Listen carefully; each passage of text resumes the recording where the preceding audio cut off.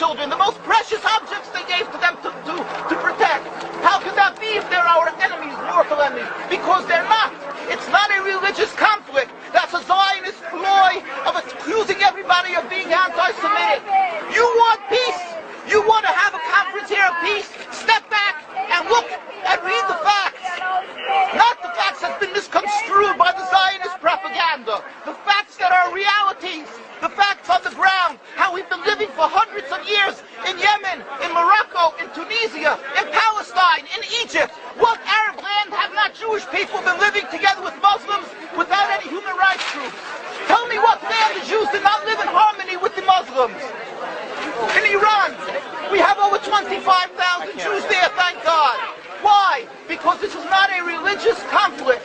It's purely because of a political movement, a relatively new movement, which is antithetical, contradictory to the Jewish religion of thousands of years.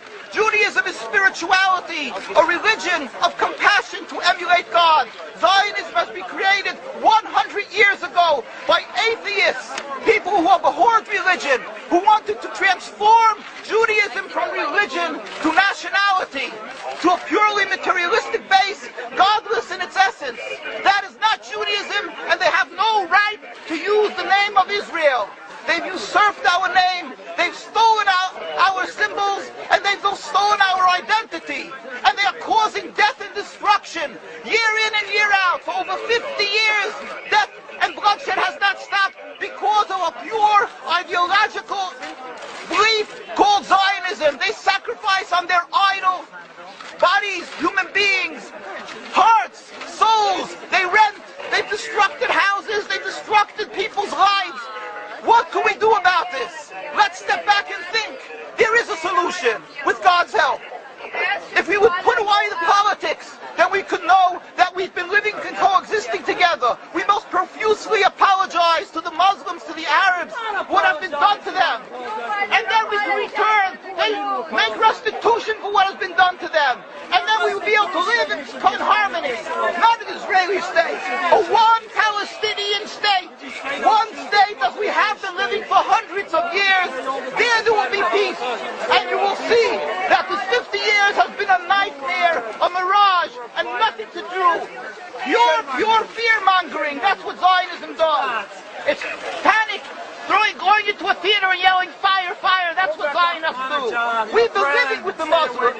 We've been living, yes, Ahmadinejad keeps on stating that he does not want to harm the Jews, but the Zionists keep on antagonizing them. Of course you don't, because you have an agenda. You want to further Zionism. You want enemies. You want enemies in order to be able to say you're protecting the Jews. We don't want enemies. We want to live in peace. We have been always living in peace with the Muslims, and we will, with God's help, continue to live with them in peace. We implore the participants in this conference, read, step back, study the history truthfully, and see what the true Jewish voice is of hundreds of thousands of Jews who are still true to their religion, whether they're living in Jerusalem, whether they're living in New York. What do these Jews in Williamsburg section of Brooklyn, hundreds of thousands of Jews who are the most God-fearing in the community, why are they all opposed to the state of Israel? Why is that one Israeli flag in Williamsburg, Brooklyn? These are the most God-fearing religious Jews. Why don't they fly an Israeli flag? They have hospital help. They have Hatzalah, ambulatories, and everything free of charge to help people. The most greatest charitable organizations. Why these compassionate people don't support the state of Israel? They don't go to Israel. Why not? Because they don't like Israel. Why not? Because they're self-hating Jews? They're trying to build a Jewish state. Why? Are they fools? Are they fools? The reason is simply because they fear God. I know why. You don't know why, and I know why. Because they're God-fearing. And God forbid us to have a state. We are in exile by God. We decree exile. And we are forbidden to oppress the people. We are forbidden to oppress the Palestinian people and steal their houses. That is what Judaism says. Thou shalt not steal. Thou shalt not kill. We have no right to the rule over the land of Palestine. This is what Judaism says, not what these robbers say. It's what the real Jews say.